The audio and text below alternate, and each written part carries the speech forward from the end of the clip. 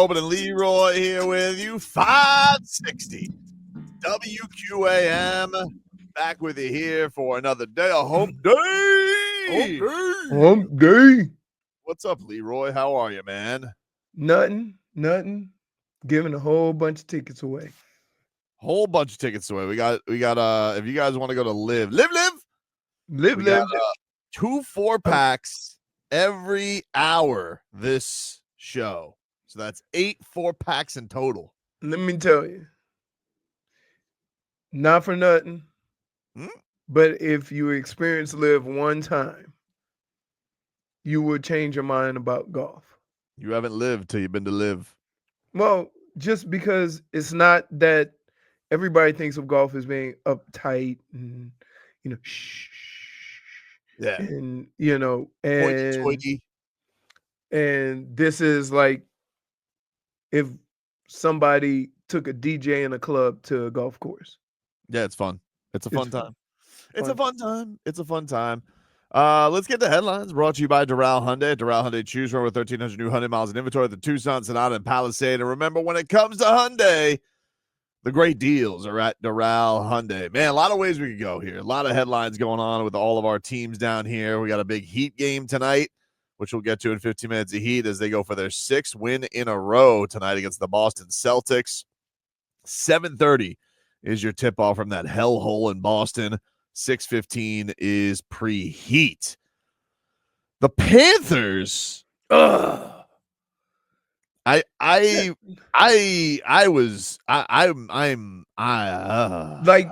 5 minutes. Wait, I was thinking to myself after the game ended.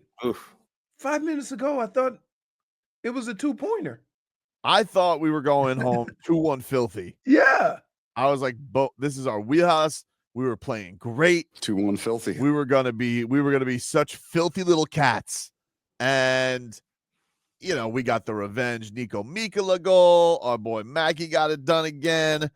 And Seth Jones is playing his ass off in the third period. I'm like, here we go. What the hell happened? And it happened in slow motion. I'm like watching them like, no. Did you have the call from Plagans last night of regulation? 9 seconds left. Nick Suzuki puts it in wide open. Vanacek's facing the other pipe. And I'm just like, what just happened? I'm sick to my stomach. Pain. I can't tell if you're looking at me. Like, you're giving me this look, Marcos, like I got it, but now you're giving me like I don't got it. No, I got it, but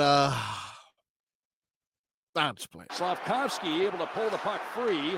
Now he gets things started. Long feed for Hudson, 15 seconds. Mounts him over the bench. The extra attacker on his way back up. Hudson, poke check. Was able to get a shot through. It's loose and they score. Hudson got a shot away from the near point. It deflected out front. Waiting on the back door was Nick Suzuki. And he ties this game at 2 for Montreal with 8.4 seconds to go. 8.4 seconds. So in a minute, 45 seconds. Yeah. The Panthers went from winning to losing. That's right. And 2 points. I've heard from it. There's one thing for gut wrenching.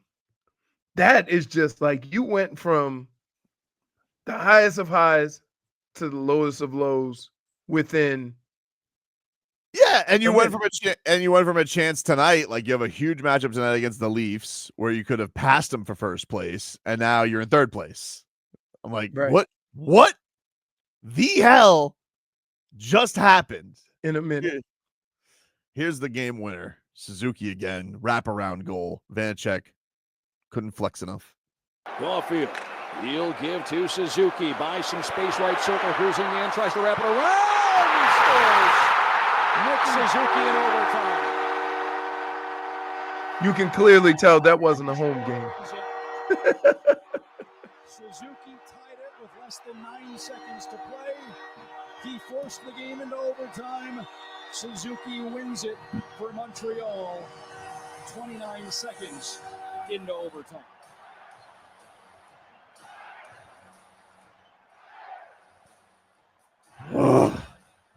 There you go. Doug Plagans on the call last night. That's our road to repeat, brought to you by Celsius. Hockey fans, maybe you want to sit this one out, but if you do, grab a Celsius, the official energy drink of your Florida Panthers. Listen. This is how I felt before 5 minutes left to go in the game. Yep. And then after overtime, I felt like something harder. No. Grape. Just blah. Grape. I was like, playa bye. Yeah. Grape. I feel partially responsible, and I'm sorry. Why? I did mention his name yesterday multiple times. Because, Suzuki? Yeah, I just was interested in the name. I even looked him up. Now he's scoring game winners, and I didn't even put any chili peppers on it. I'm sorry, everyone. This is me. I'm such an influence under South Florida sports that sometimes I just got to watch what I say. I can't even blame you, Frog Boy, even if you are the mush. Thank you. You know, I don't want to. I appreciate that. If anybody we got to blame, it's Vanacek, dude. All right. Yeah. No, I really thought even Paul Maurice was like flummoxed yesterday. He's just like, I don't know, 82 games. It's, I guess, going to happen. And somebody was like, you know what the funny thing was? He was asked a question about like, are you angry? And he's like, and he's very clearly angry, but he's like, he's not going to let you feel his feelings. I'm not going to let you have my pound of flesh. Because this Canadiens report is like, it's tough loss, eh? Sacre bleu. And he's like, not a hard loss. Not a hard loss at all. But you can tell he's furious. I mean, who would be? Like, there's nothing worse. Like, there's going from the lowest of lows to think you having no chance to winning. That's great. But to go from thinking there's no chance you have of losing, let me tell you, you stare at the scoreboard, and I'm going to tell you firsthand. You stare at the scoreboard and you go, what just happened? I don't feel like I should have reacted the way that I did last night, but I did. I was just like, I just kept staring at my screen. I'm like, right. And I get, they've just had more of these this year of the third quarter. This wasn't like the same as a whole goal collapse. Like they allowed 3 shots in the third period. Like they played. They allowed 4 shots in the final period and overtime, and 2 of them were goals, which makes it even that much more frustrating. All right. Well, they're back at it tonight. Toronto and Florida get going at 7:30. You can hear that game on 790 The Tick Cat. So be prepared for that. Heater on QAM tonight. That's your lineup. Marlins beat the Mets yesterday. Beat them up 4-2. Yeah. Torpedo bats. Maybe. I don't know. Are we going to do that thing? Do what? What thing? The hope thing. Wow. There's nothing really to hope. I mean, they've been playing good baseball. I know, but I'm nervous. Sandy was good yesterday. He wasn't great. He had a little bit of a shaky couple innings in there, and then he settled down for his last 2. He went 5. He was talking yesterday. He goes, it is weird. I don't feel like he's come back with the surgery. He goes, I don't feel quite all the way back. Like he's like, I get more tired than I did before the surgery. I thought that was kind of interesting, but listen, he still hums it. I mean, he's still throwing, 97 and it's moving all over the place. I think in that situation, like, there is no replicating game angst, right? And so it's one thing to pitch 60 or 70 pitches in a bullpen session where you're yucking it up with your boys, you're concentrating, and you're throwing heat. It's another thing to get into the emotions of a game, and sometimes that sucks the life out of you. And if you haven't done it in a while, it's not that you're tired, but mentally you get a little exhausted. So I think that's probably what he's experiencing. I mean, he knows he's probably in pretty good shape. He knows he, can throw, but it's just the angst of the game and the intensity of those moments that kind of suck a little bit of life out of you. Yeah, but the one thing I will say is it looked like he got stronger as the game went on. Like so it's like certain things he got to fight through. Yep. You know, like Bender got the save yesterday. It was a little dicey there. A dicey.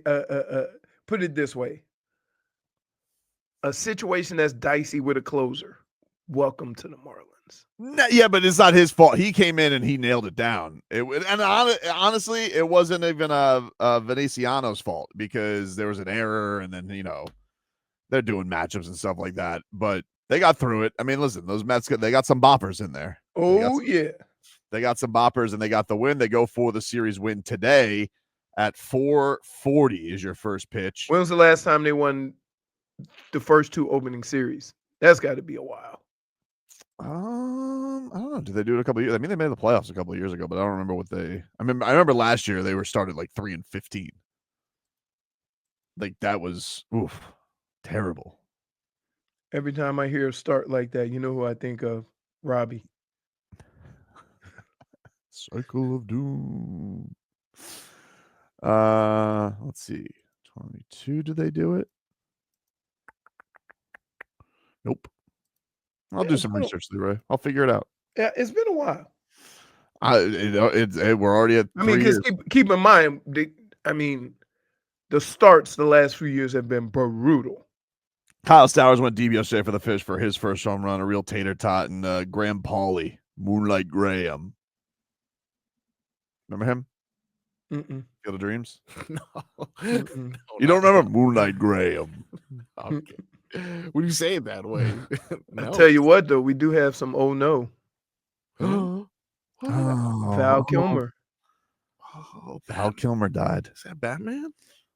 He was Batman. Wasn't he Batman one year? Yeah.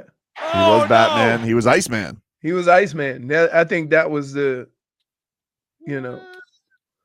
was that probably the start of this? Like where I know he's done stuff before and after, but Iceman was Yeah, Iceman's the thing, and then Batman's the thing. Those are the things for him.